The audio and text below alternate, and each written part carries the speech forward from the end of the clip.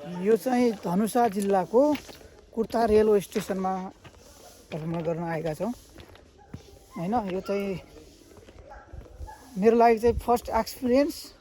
मैले अहिलेसम्म रेलको स्टेसन देखाएको थिएन। अहिले रेल पनि आउँदैछ अरे 15-20 मिनट पछि। इट्स माई फर्स्ट एक्सपिरियन्स हैन। So I am very excited. हेरौँ। अनि यो सबै नेपालभरि पनि यस्तै हुनु पर्यो क्या।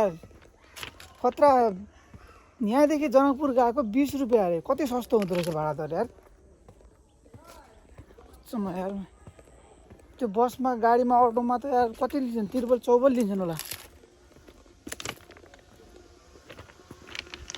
हाम्रो ड्रोन पनि आइसकेको छ माथि हैन।